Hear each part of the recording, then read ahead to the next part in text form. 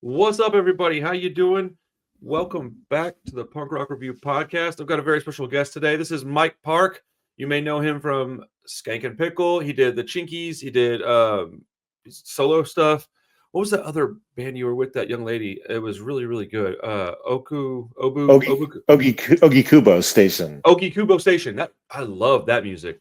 And you did Asian Man Records, most notably, I would think, and Dill Records before that. Yeah. Mm-hmm.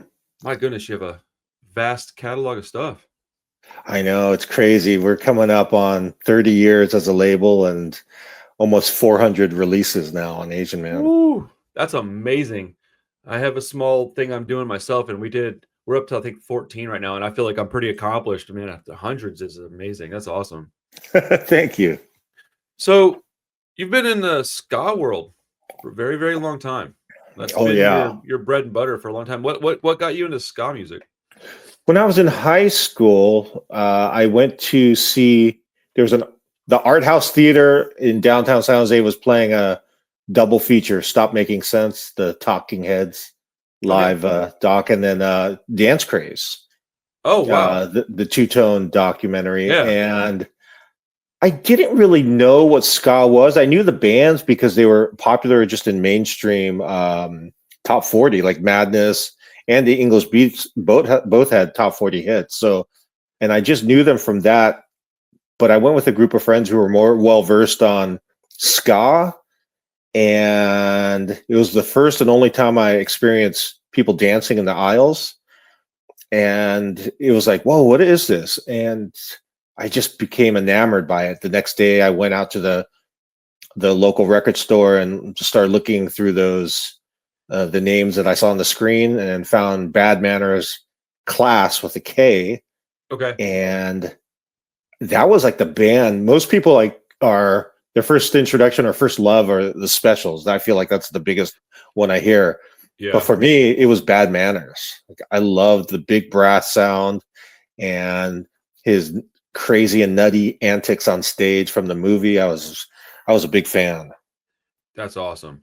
Some of my early experience with ska was I heard Time Bomb from Rancid come out, and it kind of was like, what is I like this. I liked punk music, but I didn't know. I was young, so I didn't know much about like the different genres, and I was like, why are they playing this like slower? And I'm listening to it, and then ultimately I get into Skankin Pickle and Mustard Plug very, very early on, and a little bit less than Jake, but a lot of pop punk. But those two bands were very much the first like real ska bands that I was like, oh, I really like this. And then I went back in and got into the Specials and stuff like that. I really enjoyed them too. But yeah, I mean, ska gets a bad rap sometimes because it's a little too happy. I think people don't like that.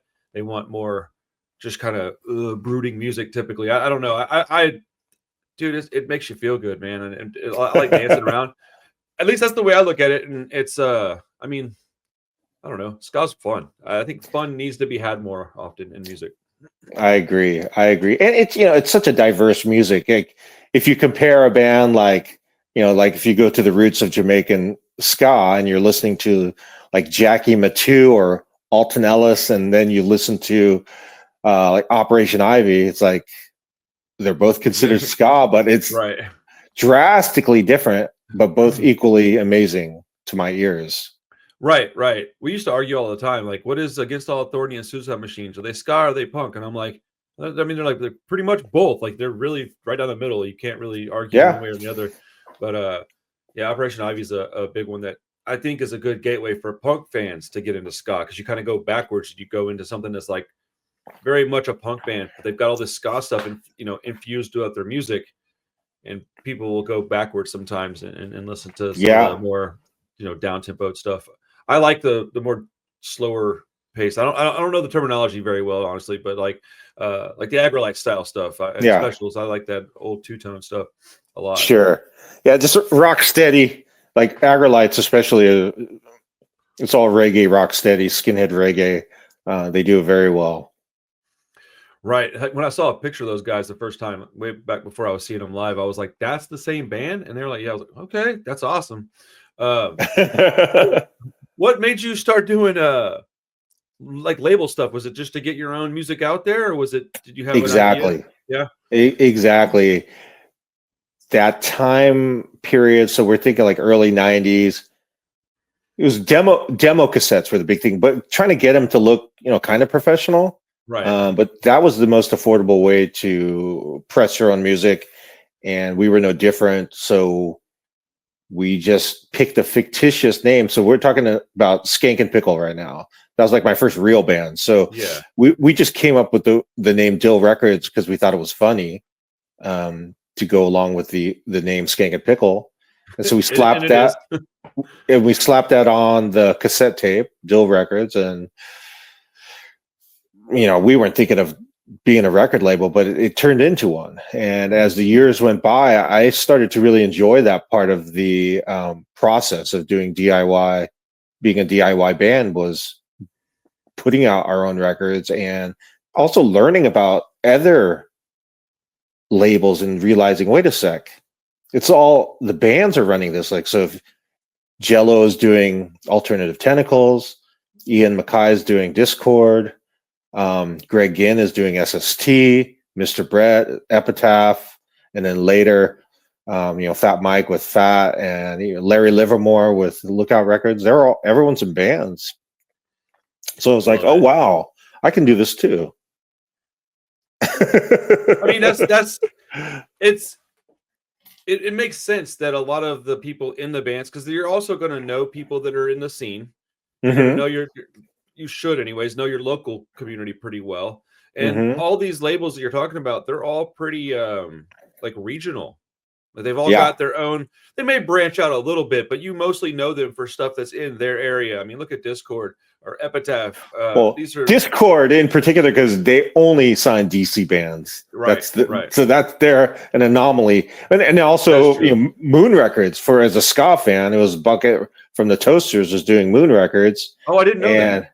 Yeah, so it's like, wow, everyone, all the bands I like, it's all run by other bands that I like. Right. Was Moon Records? Did they do that Skankaholics Unanimous compilation? Was that them? It could have been. They put out so many records. That was really. Yeah. Well, I got that back in the mid-late 90s, and it's one that I still, to this day, I own it. I still listen to it fairly often, like at least a few times a year. I'll pull that off my shelf and play it at my store. I got a little record shop inside Houston. It's a real tiny place, but one of the best things about it is I could play whatever I want. And so I play the most random CDs, and I go back to that one quite a bit. It's a good comp. That's awesome. There were so many good comps from that era, and God, I just can't remember so many of them. And Moon put out so many comps. Yes. And that, I feel like that was their downfall, was they just put out too much stuff. And that's why that could really hurt a label. Sure. You get in too deep with like debt, or just like too many bands that don't tour enough and don't move the product off the shelf. Like I've already learned that in just a couple of years the hard way. Like, ooh, man, you got to vet these people a little bit more. I mean, the online response is positive, and they're really cool dudes, and the album's really good, right? Or the EP, whatever it is, right? That's all great. But if they're not playing all over the place, that's going to sit, because you can only sell so many copies locally. You have to go outside your hometown to move units. And it's not all about money, but it's definitely about not losing your behind and then like end up, just like you said, going downhill because of it. It's, it's unfortunate. Yeah, 100%. Yeah. So you were like an integral part of getting early Alkaline Trio and Lawrence Arms stuff out there. Are you not from California? I am. So what happened was there's a band from Slapstick that I put out their record. Okay. Slapstick was a ska punk band from the suburbs of Chicago. When they broke up, they splintered into two bands. Half the band started this emo band called Tuesday, and then two of the members started the Broadways, which were like a political punk band in the style of like 15, early Jawbreaker. And then Broadways broke up, and they splintered off into Lawrence Arms and Honor System. And so at the same time, I'm releasing every one of these bands because I feel like I owe it to them more than anything, because of the history I had with Slapstick. Yeah. And the reason I say that is because that Lawrence Arms record, the first one that came out, they were only a band for 2 months. and Oh wow. I just thought it wasn't like the sound hadn't matured yet, and I was like, I don't know about this, but at the same time, I'm like, okay, I'm just gonna do it because they're my friends and I want to support them. But man, they were off and running. Brendan Kelly, as soon as the Broadways broke up, Lawrence Arms were created, and an album was out in 2 months, which is That's crazy. incredible. No, that is Yeah. very that's absolutely insane. Like that's very quick. But he's a fantastic songwriter. I really like both of those groups of people. I really enjoy Alkaline Trio is like a top 5 all time for me. And the Lawrence Arms isn't that far off. And they're really like the Falcons really good. Everything those dudes got the Broadways was really good. I never Mhm. even considered the fact that you probably got through slapstick to those bands. That makes perfect Yeah. sense. And then Dan Andriano from Tuesday, Matt Skiba just asked them, hey, we're looking for a bass player. For a short time, he was doing both bands. Okay. And so when they recorded God Damn It, Dan had to go on tour with Tuesday. So he recorded the backup vocals before Matt did the lead vocals for God Damn It, which is ridiculous. And no one does that, but Whoa. somehow it works. Makes me want to go back and listen to that again when we're done here and just kind of like know that and then listen to it knowing that this is how they recorded this. It'll give you a little bit, I don't know. This is what's great about talking to people is that you get to learn these little factoids and it just reinvigorates your excitement of an album that you've had for 25 years or more. And you know, and that's a fantastic record, which they only spent $980 on that to record. I've heard Skiba talk about that in interviews in the past about that they didn't have a lot of money for that record. And it just, you know, when you have the desire to put out a quality product, but you're limited financially, that doesn't always mean you won't get there. It's very impressive what they were able to do with that. And I mean, look what they've become. Alkaline Trio is huge, man. They're a great band. I know. Like even like the Queers, that the love songs for the Retarded album, they did that in 24 hours. That is insane. That is insane. I have buddies that record music all the time. I mean, I'm pretty entrenched in the Houston, punk rock scene. I'm not in a band anymore, but like I know everybody that's around here that's in bands, and I don't know anybody that's recording music that anywhere close to that fast. Like it's wild. 24 hours is very quick. I talked to Joe. He was an interesting dude. I really, really enjoyed talking with him. He was nice, man. I liked it. The punk rock scene is one that I include ska with that. I always kind of have, but it's one where everybody's approachable, and I sure appreciate that, man. Nobody owes me any of their time, so it's really nice when somebody's like, "Yeah, I'll hang out for a little bit and talk," because I'm more or less just trying to learn stuff. Because where I come from, it wasn't really readily available. The information was very hard to get, and I, as an example, just started listening to the Clash like 2 months ago, 3 months ago, and I'm 42, man. Like I just never got into it right back in the day. And so, going back and listening to this stuff and talking to people and learning things. So it's cool. There's just so much. The only sad thing about all of this is there's just so much good music that we'll never get to hear. Right. That's something that I think about and I get depressed because I love music so much and there's just so much I'll never find out about. That's a very valid point. I've thought about that. I don't think about it often, but I've definitely thought about the fact that, man, how can anybody expect me to know everything? It's just impossible. There is no way. Even with the classics, I just simply don't have enough, space on my hard drive to have all that information. And so, I'm constantly evolving as a fan and listening to stuff I didn't think I would like, or going back and revisiting things that I absolutely didn't like, and then really loving it. That happens a lot. Sure. I know that Asian Man's still active. You just did the 12-inch for Alkaline Trio. What else have you put out recently?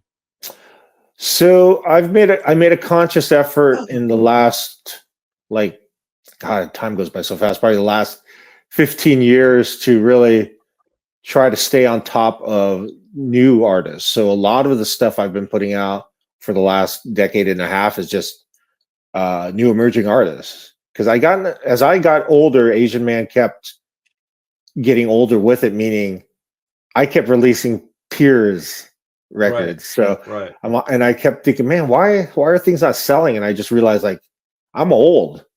kids don't want to buy these records, so I had to start going to Gilman Street and going to the house shows where I was the oldest guy, and just kind of like ask kids like, what are you guys listening to? Who are doing good things? Who are like, I want to work with bands that are very involved in like DIY community. Right. And so I was able to just like you got to keep reinventing yourself and finding that next young band that's really involved. And so the current batch is this band called Pacing, this band called Small Crush, and the Abrupters, the Teens in Trouble, Sweet Gloom. What else have I put out in the last year? That's to name a few. Yeah. I've heard a couple of those bands. A couple of them I haven't heard of yet, but I'll go through after this and listen to some more. But I like you said, there's too much to ingest, and once you start talking to people, it'll give you more of a reason to go back and listen to their catalog. Sure. I was a fan of yours way back when, so I've always known about the label. It's hard to figure out a good ratio of like legacy acts versus new acts. I mean, Epitaph gets all kinds of crap from people, and while I don't listen to all their new material, why would they not do that? Like, why would they not try to put out modern artists? Like you said, if you do that, you'll be stuck in the mud and sell very little, and then your label just goes away because, unfortunately, these conversations always tend to end up back at money, and it's the only way we have to keep doing it.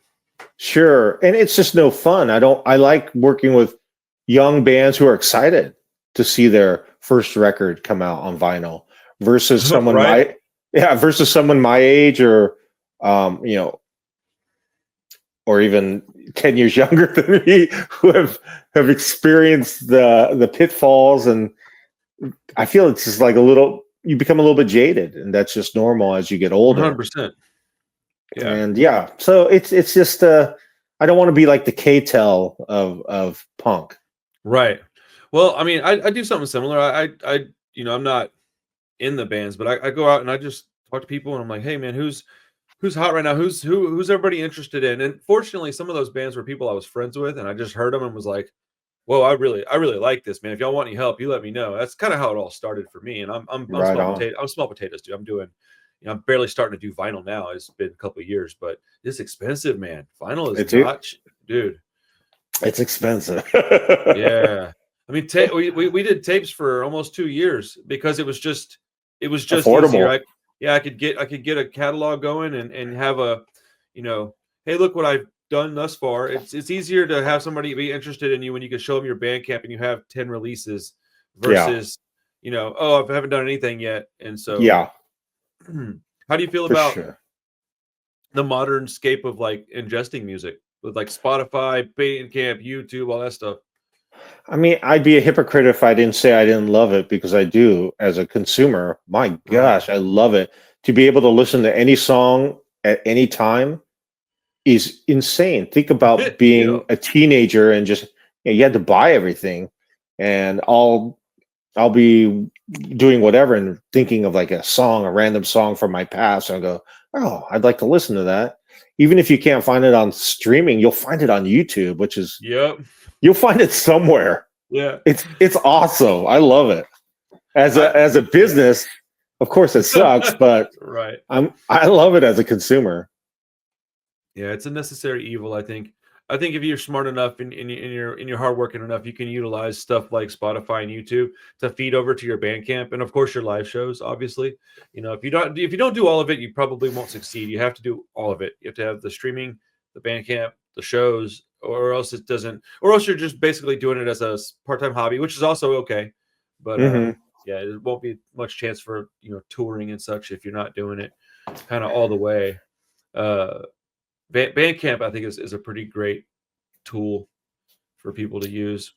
Yeah, because anybody can use it. It's wonderful. Yeah, it's pretty rad. When I first got on there, I didn't understand it really, to be honest. I was like, so what do we do? I was like, we just kind of upload our own stuff, and I was like, and once it took me a couple of days really, and I was like, oh, I get it. It's like a social media platform for musicians where I don't necessarily talk to people. We just show people stuff. and if they want to purchase it, they can. I was like, this is nice. And then after a couple releases, I was like, oh, I really like this. And you could put up shirts, stickers, whatever you really want, anything you want to put on the merch side of things, you can. I think merch is another thing that's kind of an important part of all this, but it's also kind of a delicate subject, maybe. How do you feel about merch? Because you kind of have to drop merch all the time if you want to stay relevant these days. I love merch. Yeah. I love doing pre-orders for like example, like that Alkaline Trio Halloween 12-inch we just did. I just did a pre-order one-time pressing of a t-shirt that was limited to this release and will never get pressed again. So whoever buys it, it'll be one in, I think we did like 1,000 of them. So only 1,000 people in the world will have them. That's awesome. That's the way to do it. And then I like it. You can help you fund other projects, and that's always nice. So you have a little bit of what would you call that when it's not scarcity, but I guess scarcity is the right word. But you have something that's a little more special. Just a limited edition product. It's a rare release. So right. I think we're all collectors at the end of the day. I mean, be it records, shirts, comic books, movies, whatever it is. People that like media really like collecting it quite a bit. Do you have a personal collection of records? I used to have a massive collection of records, and I have, over the last 25 years, gotten rid of 90% of it. Yeah. Just because you don't want to cart it around, or what? I'm just trying to be a minimalist, just realizing, well, what am I going to do? I'm trying not to, I don't collect anything anymore. I used to collect toys too. And I got rid of probably 95% of my toys, and for pennies on the dollar of what I spent. But damn, I was just trying to get rid of the clutter because it's still crazy. Like Asian Man is ridiculous. The surroundings of Asian Man is there's just boxes everywhere. I was considering something along the same lines because I have the shop, the little label in the channel, and I was thinking, like, do I really need all this stuff? Like, you can have a good shop or you can have a good collection. I was told that once by this guy, and I thought, man, that makes a lot of sense. And then having the store for 4.5 years now, I can tell you that's very accurate. You can either have a really great shop or a really great collection, because when you start buying collections and people, you take all the good shit. But how are you going to make a cool shop, if you take all the good stuff for yourself? True. What are some of your favorite bands? Do you have any favorite bands of like all time and favorite modern bands? Sure. So growing up, definitely all the two-tone bands. The punk band that really got me kind of into like politics was 7 Seconds. The Crew was the record I used to skate to when I was a freshman and sophomore, and I would stencil. I made a little stencil and I would just spray paint that all over town. That's awesome. Being a bad kid, but I love 7 Seconds. That's the band for me, for the early era music. For ska, live was Fishbone. Fishbone was a band that changed me in high school when I first saw them, and I either saw them in 85 or 86. I think I was a sophomore, and just changed. Actually, I would credit Fishbone for making me want to play music. And if I feel like if I had never seen Fishbone, I might have never have ended up here, because it just took me on this path of wanting to go to shows and just being involved in underground music. Hell yeah, that's awesome. So especially like that original band from the 80s, there was nothing that could touch it. I mean, they're all in their 60s now. Well, it's only 2 members left, but I mean, they're still, the front man is just so good. It's, even at this age, he's just better than 90% of what's out there. So they were the band. They're still cited as a influence to a lot of bands, even younger bands. Still, it's interesting. They get brought up a lot. Yeah, sure. And then the whole Lookout Records discography, I was very much into everything that was coming out of Lookout. From obviously Operation Ivy was the big one, and then Green Day and Crimp Shrine and Mr. T, Queers, Screeching Weasel. I loved all that stuff. And then really also got into a lot of the Kill Rockstars, Riot Girl stuff. Okay. That Bikini Kill, and then even the Yep. softer stuff like Elliott Smith. So start getting into like more of that indie rock stuff. Okay. And just started becoming, as I kept advancing in age, just became an appreciation for all music. And so, being young, I was very narrow minded. Like, it's got to be punk or ska, underground. Like, but now I'll just have an appreciation for everything. Dude. You know. No, that is 100% what happened to me. I was like, nah, man, if these dudes aren't like yelling into a microphone and I don't see some kind of like, patched up hoodie or leather jacket, I don't want to have nothing to do with it. And that, as I get older, I'm like, Olivia Rodrigo is not so bad sometimes. Like, people are like, what? I'm like, yeah, it's not bad. Adele sings really well. Like, what are you talking about? I'm like, I don't know. Music just sounds good. I like music. I don't really, I don't necessarily care for country very much. And with rap, I like really older stuff at this point. But like, music's, if it's good, it's good. Yeah. I'm Yeah. I probably mean, still fairly narrow-minded, but yeah. I mean, I hated classic rock when I was a kid, when I was in high school, but I'll right. listen. I was like, man, this stuff is great. Taylor Swift. I'm like, yeah, this is good. I like Dude, it. I hate to admit it, but that she's got one album that 1989. Mhm. It's so good because I'm an 80s kid, so like anything that sounds like it's from that era, it just automatically goes, ooh man, like nostalgia. And I mean that's the whole reason for them doing it. But I'm like, oh, I really like this. And I mean that's why Lady Gaga stuff is so good, because it all sounds like it's from the 80s. Or not all of it, but it's very, production is different, but the sounds and the noises they come up with, they're very similar from some of that pop from the 80s. Sure. And I love all the 80s music. I love too. Right. I Hell I yeah. love 80s new wave, from Depeche Mode to the Smiths to the Cure. Uh, just music I'm again. starting to dip my toe into that. I never was a huge fan of that stuff, but lately I've been listening to this like subgenre of oi, where they're mixing a bunch of new wave and post punk into oi music, and Whoa. oh dude, it's I'll send you a link to a couple bands so you Yeah. can check Send them me a out. link. Yeah, I was you'll curious dig it. about that. Yeah, you'll Whoa. dig it. Okay. It's a combination of sounds that on the top you're like, I don't know about that, and then you hear it and you go, oh, never mind. Yeah, this works really well. I can still be a tough guy, but I can have the pretty sounds that are. I like the pretty sounds, dude. I have no qualms with that, man. Like, it's one of the Yeah. things about having a little. I have a little girl. She's 10, and Uh-huh. I get to be like, well, no, she likes this. I can just blame her for all the silly, stuff that I like that I'm embarrassed to talk about. But Sure. so I know we don't have a whole lot of time on here. Tell me a little bit about Skankin Pickle. That was a band that I was a huge fan of when I was a kid. I kind of thought it was. I don't know if funny is the right word, but there was humor in Skankin Pickle, and Oh, 100%. I gravitated towards that. And I don't know if Mm-hmm. that was like, I don't know. Tell me about the band. Tell me a little bit of history. I don't know a lot about the band other than Yeah. the records. Yeah, so we actually held our first rehearsal in 88, at the end of 88. I had um, gone to junior college out of high school.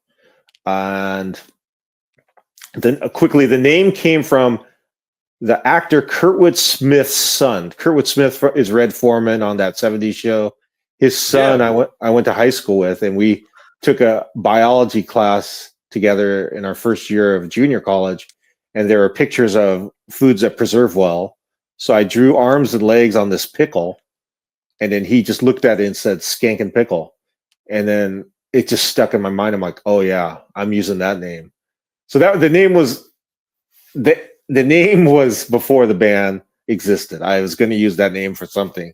I had met a couple people in a music business class in college, and just started playing with them. And we kind of recruited people from my high school. 2 members are from my high school, and then two people I met at junior college, and we just kind of jumped into that scene at the time, which was, we were just on the Operation Ivy had just ended. Like, we're talking like weeks before we played Gilman for the first time, which was in '89, and we were really hated by the ska scene because we were very non-traditional at the time. It was very two-tone, very fashion oriented, and but the punks liked us, so we had a good following, and that was a time also when in the Bay Area, Northern California area, funk metal was huge. So Primus, the bands that came out of the Bay Area, Primus was the big one.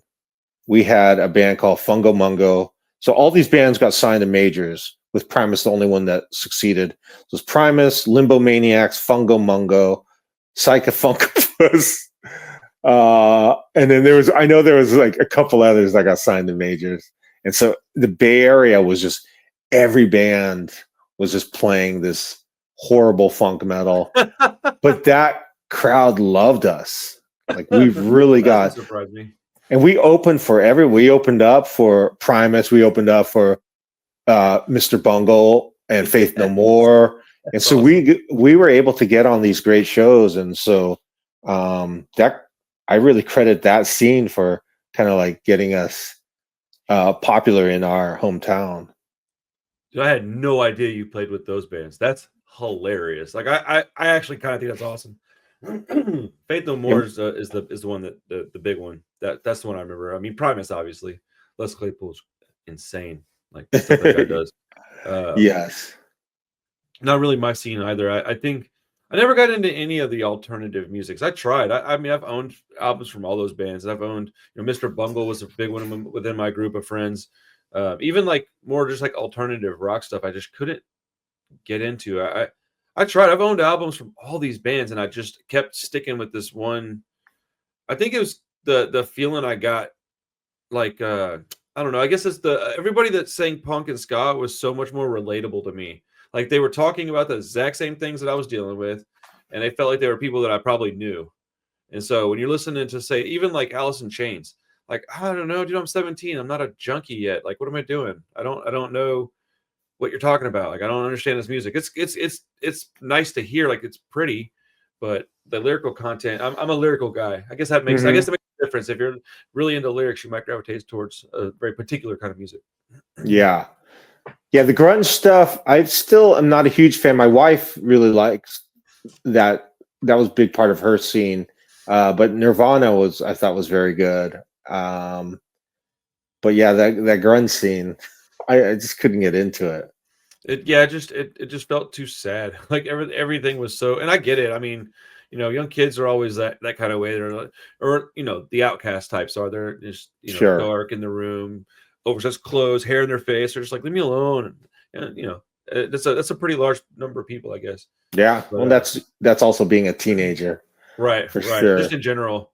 What was your first show that you attended? Did you tell me that yet? That you attended? Yeah, first show I ever attended was Social Distortion in 1985. It was at the San Jose Civic, the banquet hall. So there was a collective in San Jose that would put on shows in the banquet hall of the San Jose Civic. And so the first band I ever saw, because it was like 8 bands, was a band called Sticky. So Sticky was the Wilder Brothers and Chris Dodge, who does Slap-a-Ham Records, and Spaz. That whoa. Yeah, okay. So the first band I ever saw was members of Spaz. And I remember that they all had Hawaiian shirts, and they just said, we're Sticky, we've got 10 minutes to play. And I remember them doing a punk version of Sesame Street. And but I also remember the rest of the show, those guys were just stage diving the entire show to all the other bands. And so this is my first like experience. I'm like young kid. I was like, oh, I'm scared. It was scary too. There was a lot of fights too. Yeah. So I was like, oh no.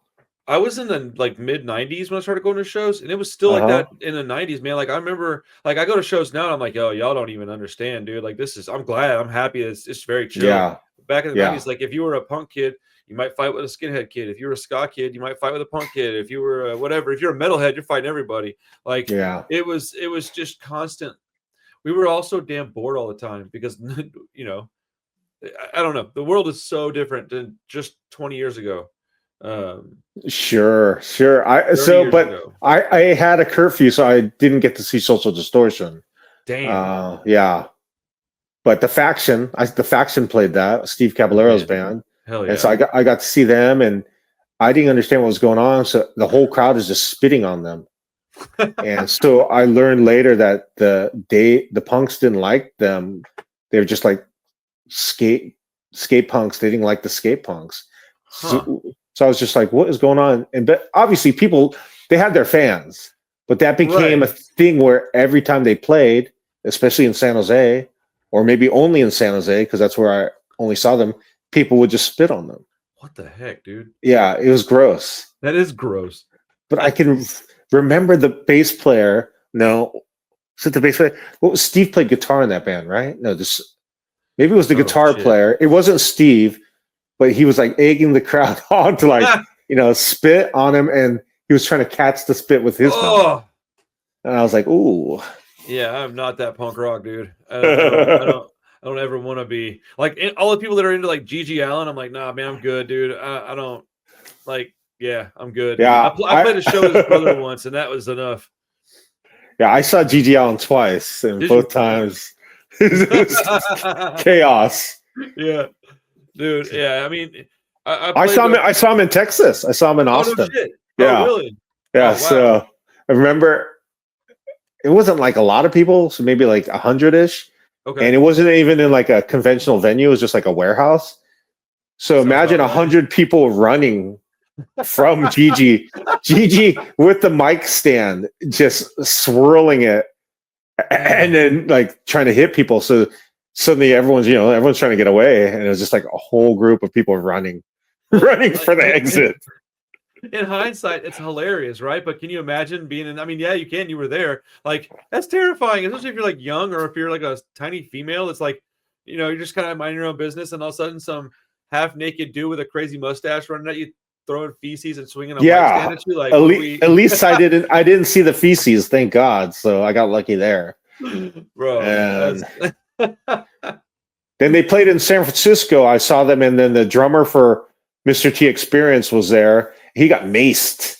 He got maced at this show. Damn. By the police, I assume? That was security, like club security. Because it was just got out of hand, so they're just trying to clear everyone out. Damn, that sucks. Yeah. Have you ever been maced before? No, I have. Thankfully. It's horrible.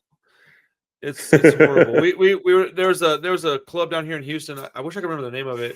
There was a band called Arm & Arm. I used to live in their garage, and like we went to this venue, and ultimately the place got closed down. But I remember the police showed up, and they started unplugging like equipment. And so at first the band's playing, police show up. They don't stop playing because they're like a street punk band. They're like, "No, screw you. We're not doing. We're doing what we want." And we're all like 20, dude. We're all kids basically. The cops start shutting things down. They pull the microphone, power, so you can't hear him, but the band's still playing. Then they pull the guitar, and now the bass and the drummer are still playing, but they won't stop playing. So they ultimately get to the bass cabinet, pull it, and by this time, people are throwing chairs and bottles, just shit's going everywhere. And at the end of the day, the drummer just kept playing until they literally had to like handcuff him. He just wouldn't stop playing on his drum set. And I remember he had a really, really, really absurdly tall mohawk, and it was like flopping around everywhere. It was good times, man. But yeah, they like hit the pepper spray, but it was kind of more of like trying to hit the audience more so than just one person. Yeah. Was the Abyss in Houston? Yes, it was. That was that's not the place I'm talking about, but yes, the Abyss was here in Houston. And then Fitzgerald is still there? No, man, they closed it a few years ago. I shed some tears on that one. That was a good place. That place was awesome. That was my favorite club of all time, man. I cut my teeth at Fitzgerald's. I mean, I used to climb up the side of the balcony when I was too broke to get in, and people would like pull me over, and I'd get to go see a band. And I think I saw the Mighty Mighty Ballstones like that. That was nice. At Fitzgerald's, I have a couple of posters from there. Houston had a good scene. I haven't toured in a long time, so it's hard for me to gauge what's happening. It's weird because we're all older now, so like the scene is different. It's like divided into two scenes, the younger and the older. I don't know if others like that. Is that how it is out in your part of the world? Everywhere in the world. Yeah. Like kids aren't going to see the queers. It's weird, dude. Like the dwarves and the queers are not attracting kids, but also people in their 40s and 50s aren't going to see Destroy Boys and Scowl and so that's the problem I have. Is I'm the old guy because I go to those shows just to kind of hang out and see what's going on. And I relate to you in that aspect because I'm like, oh hey, what's up, kids? Like, no, I'm the oldest guy always. Yeah, always. Yeah. It's weird because like I feel like how are the scenes gonna continue to grow? But at my shop the other day, I had these kids come in and they were like punk rock kids, and I was talking to them and one of them said, "Hey, don't you have a YouTube channel?" And down and around Houston, people kind of got to know me because of that a little bit. And like I was like, "Oh yeah, man, da da da." And I said, "Oh y'all won't guess what I got to do like a couple weeks ago." And they're like, "What?" And I said, "I got to fly to Los Angeles and talk to Jesse Michaels, dude." And they all three looked at me and went, "Who's that?" Of course. I got so depressed, dude. I was like, oh. But if you said Jesse Michaels from Operation Ivy, then no, they didn't know who Operation Ivy was. I said Operation Ivy, and they were like, I don't think I've ever heard them. And I was like, wow, that blows my mind. And I mean, they were like probably 18 to 20, young. They were young, high school, college age. Yeah, I mean, and it's no fault of theirs. That's just there's just so much out there. Like, recently, I've been finding a lot of people don't know who Pee Wee Herman is, and I'm like, what do you mean you don't know who Pee Wee Herman is? It's happened like 4 times this year. Well, I had an intern that did. Yeah, I had an intern working this last summer and didn't know Pee Wee Herman. I was just mesmerized. And then there's a new artist I'm working with, and she's turning 30 next month, and she didn't know who Pee Wee Herman was. Wow, that is crazy. I do a radio show every Wednesday night, and I told a story, and then someone called in and said, "I don't know who Pee Wee Herman is." I was like, "Oh my God, what's going on?" Where can we find your radio show, Mike? So it's every Wednesday, 8 to 10 p.m. Pacific time. You can stream it live at kpcr.org, or if you live in... Sorry. No problem. You said kpc.org? Yeah, so kpcr.org, or if you live in San Jose area, it's 92.9 FM. Awesome, dude. That's rad. Before I let you get out of here, you seem to have your ear to the ground still, at least to a degree. Mm-hmm. If you could go out on tour with any modern band right now and play like with one of your bands, like you could take out, let's say, Skankin Pickle on tour and play with one of these new bands, who would you go out and play with? New bands. That's a tough question. Let me think. Who would I want to go out on tour with, or who would be a fun tour to do with a newish band? Oh man, I don't know. There's so many good bands, but who would I want to go on tour with that would be I'm trying to think of different variables. First, it would be fun. Their crowd will like us. Right. I'm thinking too deep into this. New band. Who would you pick? Man, I would say Catbite. I love Catbite. I love that band. Catbite is awesome. I'd have to go with the what's the Phoebe Bridgers supergroup with it's with Lucy Dacus and Julian Baker. What do they call? Boy Genius. I'd go on tour with Boy Genius.